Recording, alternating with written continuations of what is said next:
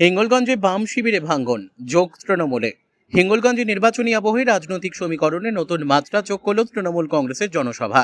কনকনগর বিদ্যালয়ের মাঠে আয়োজিত এই সভা ঘিরে এলাকায় উৎসাহ উদ্দীপনা ছিল চোখে পড়ার মতো। তৃণমূল প্রার্থী আনন্দ সরকারের সমর্থনে অনুষ্ঠিত এই জনসভায় ভিড় জমায় হাজার হাজার কর্মী সমর্থক। উপস্থিত ছিলেন স্থানীয় নেতৃত্বের একাধিক গুরুত্বপূর্ণ মুখ, যার ফলে সভাটি রাজনৈতিক দিক থেকে বিশেষ তাৎপর্যপূর্ণ হয়ে ওঠে। সভামঞ্চে বক্তব্য রাখতে গিয়ে আনন্দ সরকার উন্নয়নের ধারাবাহিকতা বজায় রাখার বার্তা দেন এবং বিরোধীদের কড়া ভাষায় আক্রমণ করেন। তিনি দাবি করেন, রাজ্যের উন্নয়নের গতি বজায় রাখতে তৃণমূল কংগ্রেসই একমাত্র ভরসা। তার কথায় মানুষ উন্নয়নের পক্ষে, বিভেদের রাজনীতির বিরুদ্ধে। এই সভার সবচেয়ে উল্লেখযোগ্য দিক ছিল বিরোধী শিবির থেকে তৃণমূলে যোগদান। সিপিআইএম ছেড়ে একাধিক কর্মী এদিন প্রকাশ্যে তৃণমূলের পতাকা হাতে তুলে নেন। বিশেষ করে সিপিআইএম এর ছাত্র সংগঠন এসএফআই এর সঙ্গে যুক্ত অরিন্দম সরকার, রাকিব ইসলাম গাজী, প্রশান্ত পণ্ডিত সহ সিপিএম নেতা ও কর্মীর যোগদান রাজনৈতিক মহলে যথেষ্ট তাৎপর্য তৈরি করেছে। আনন্দ সরকারের হাত ধরে তাকে আনুষ্ঠানিকভাবে দলে স্বাগত জানানো হয়। এই দিনের এই জনসভায় উপস্থিত ছিলেন হিঙ্গলগঞ্জ ব্লক তৃণমূল কংগ্রেসের সভাপতি তথা হিঙ্গলগঞ্জ পঞ্চায়েত সমিতির সভাপতি শাহিদুল্লাহ গাজী ও হিঙ্গলগঞ্জ পঞ্চায়েত সমিতির বনভূমি কর্মাধ্যক্ষ সুরজিৎ বর্মন, মহাবীর সহ একাধিক স্থানীয় নেতৃত্ব ও জনপ্রতিনিধিরা। স্থানীয় নেতৃত্বের বক্তব্যে উঠে আসে, এই যোগদান শুধুমাত্র সংখ্যার বৃদ্ধি নয়, বরং মানুষের অবস্থার প্রতিফলন। তাদের দাবি, বিরোধী শিবিরের ভাঙ্গন আরও ত্বরান্বিত হবে আগামী দিনে। অন্যদিকে রাজনৈতিক বিশ্লেষকদের মতে ভোটের আগে এই ধরনের দলবদল হিঙ্গলগঞ্জের নির্বাচনী লড়াইয়ে প্রভাব ফেলতে পারে। সব মিলিয়ে কনকনগরের এই জনসভা শুধু একটি রাজনৈতিক কর্মসূচি নয়, বরং এলাকায় পরিবর্তিত রাজনৈতিক হাওয়ার স্পষ্ট ইঙ্গিত দিয়েছে। বসিরহাট থেকে প্রদীপ সরকারের রিপোর্ট, বিগ নিউজ বাংলা। শুধু সময় অপেক্ষা। আগামী দিন দেখবেন আরো বড় ভাঙন। সেই ভাঙন মনে হচ্ছে বিধানসভা নেই, কয়েকটা বিধানসভা এলাকায় এমন কোনো মানুষ কিন্তু আগামী দিন কিন্তু এ দলে যোগ হবে।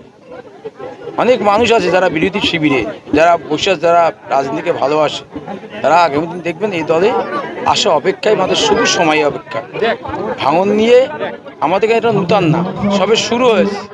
আমাদের প্রার্থী যিনি যারা বলেছে, আমি একই কথা বলবো, হিঙ্গলগঞ্জ যে জায়গায় আছে সেই জায়গায় আমরা আগামী দিনে যে জয়ের ব্যবধান আমরা বলছি তার চেয়ে বেশি ভোটে আমরা জয় লাভ করবো এবং বাংলার মাটিতে হিঙ্গলগঞ্জের প্রার্থীকে আমরা দিদির হাতে জয়ফল রেখে জয়ের দেনি তার হাতে আমরা তুলে দেবো। আপনাদের বাড়বে যতই তারা ইডি সিবিআই সহ ভোট অধিকার যারা কেড়ে নিয়েছে, মানুষ প্রতিবাদ করা শুরু করেছে। আগামী দিনে মানুষ দেখবেন ভোট অধিকার যারা কেড়ে নিয়েছে তাদের এই ঠাঁই নেই। হিঙ্গলগঞ্জ বিধানসভা কেন, সারা বাংলায় মানুষের কিন্তু একটা ঝড় উঠছে।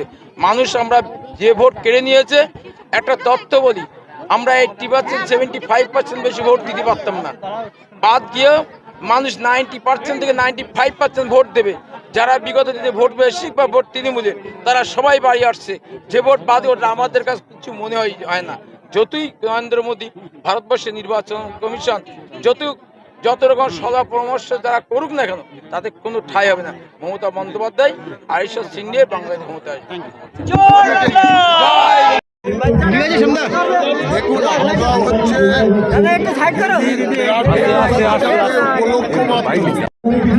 আমার জননেত্রী 294টা কেন্দ্রের আর জননেত্রীর ফ্যান ফলোয়ার্স হচ্ছেন আমার মায়েরা।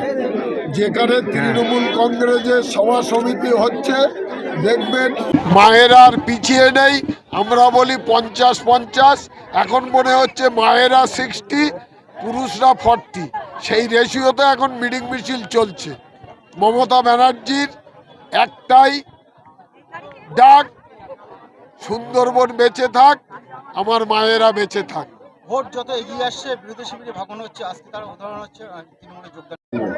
এ তো সবে ট্রেলার চল রা হ্যায়, পিকচার আভি বাকি হ্যায়।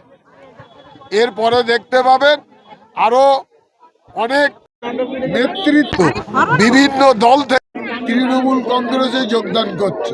বিশেষ করে একটা নম্বর দেওয়া হলো, ওপেন প্লেসে একটা নম্বর দেওয়া হলো জনসাধারণের জন্য। কেন বলো, কি কারণে নাম্বারটা দেওয়া হলো? এই কারণে দিদির যারা ফ্যান ফলোয়ার্স আছেন তারা মিটিংয়ে এসছেন কিনা সেটা দিদিকে সরাসরি জানার জন্যে এই নাম্বারটা দেওয়া হলো।